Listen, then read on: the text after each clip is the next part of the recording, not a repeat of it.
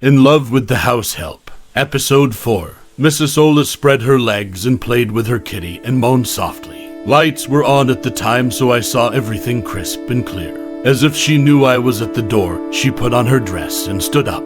I ran to the living room, switched on the TV, and stared at it, with my heart pounding.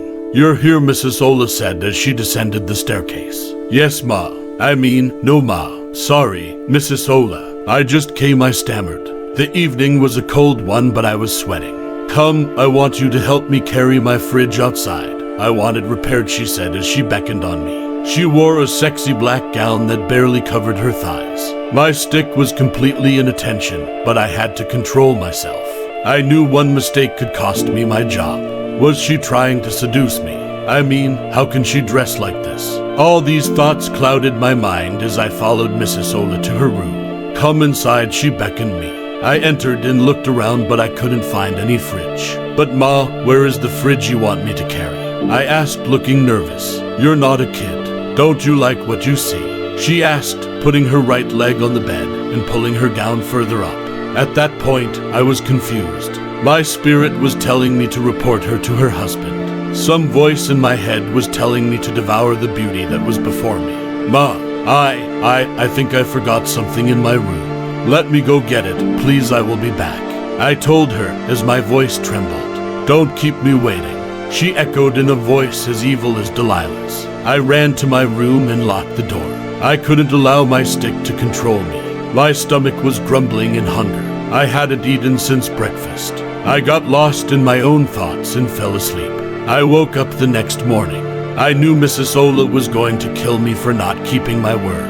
I tiptoed to the window of the living room to see what she was up to. "Do not give that boy food again unless you want to lose your job. If I as much as catch you giving him even curry, you will regret it," Mrs. Ola instructed Anne. "Oh my God, I am finished," I thought to myself. My stomach tied up in knots. I felt like I had been stabbed with a dagger. Was it my fault? Is it a crime for one to keep his dignity? Why does bad luck follow me everywhere? I thought to myself as I walked back to my room. I didn't realize when rolls of hot tears trickled down my cheeks. "Jade, you're a man. How can you be weeping like a woman? Come on, be strong like a tiger." I stood up from the bed. I thought about my family back in the village. Again, hunger hit my stomach like a storm. I decided to call and check up on them before branching off to a nearby restaurant. I still had my dad's number inside my bag, so I dialed. Someone picked up immediately. "Hello, Dad, it's Jade," I said with excitement. "Hello, Jade, your dad had an accident. He fell off a palm tree and a stick pierced his chest," a female voice said. I could tell it was a neighbor. "What? When? How? Please, how is he?" I asked with pain, still trying to digest the news.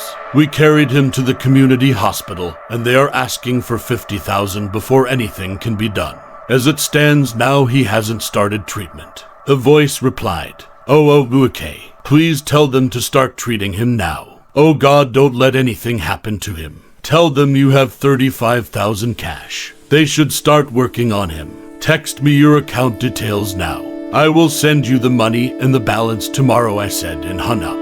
She immediately texted the account details. I sent her the money. I was unsure what I was going to do next or what my next move was going to be. I sat in my room, lost in my agony. Should I go and apologize to Mrs. Ola? But what if she tries to take advantage of me again?